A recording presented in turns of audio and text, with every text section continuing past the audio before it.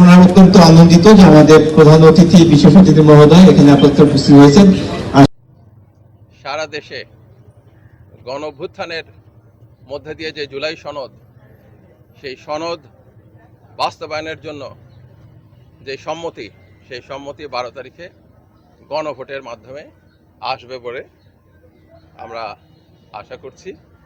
এবং এই জন্য সরকার, সরকারি প্রতিষ্ঠান, আধা সরকারি, বেসরকারি সহ সবাইকে আহ্বান জানিয়েছে এবং তাদের সাহায্য চেয়েছে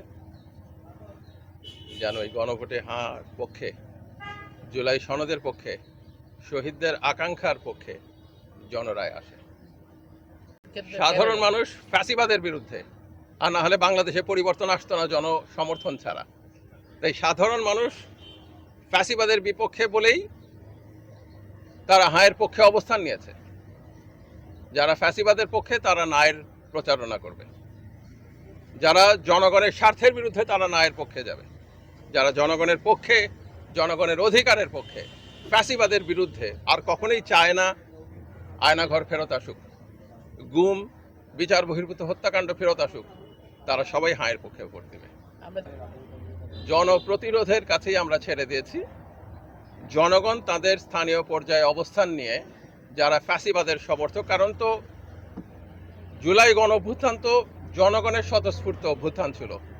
জনগণের স্বতঃস্ফূর্ততা এখানে ফ্যাসিবাদের পুনরাগমন বা ফ্যাসিবাদের ফিরে আসার সমস্ত প্রচেষ্টাকে রুখে দিবে।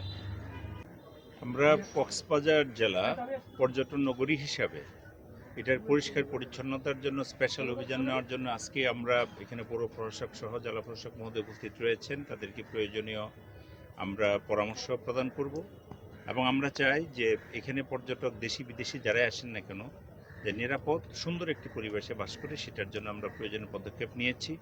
এবং আমরা আরেকটি পরিকল্পনা নিব যে এই শহরে অবৈধ স্থাপনা ফুটপাতে রয়েছে এবং রিক্সা, এগুলো নিয়ে একটু আমরা জেলা প্রশাসক মহোদয়কে রিকোয়েস্ট করেছি যে মানুষের নিরাপদে এবং সহজে চলাচল করার জন্য যেন ফুটপাতগুলো মুক্ত থাকে।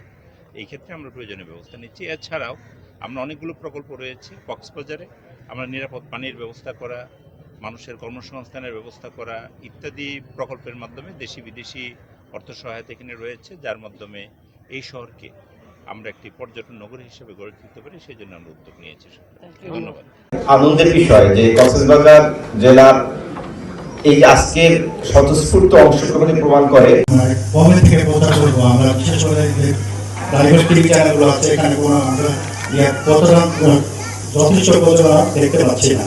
তো এই যথেষ্ট প্রচারণাগুলো আদৌ চালু করা হবে কিনা এবং জনগণ সঠিকভাবে জানতে পারবে কিনা। Thank you. মন্দির ফেব্রুয়ারি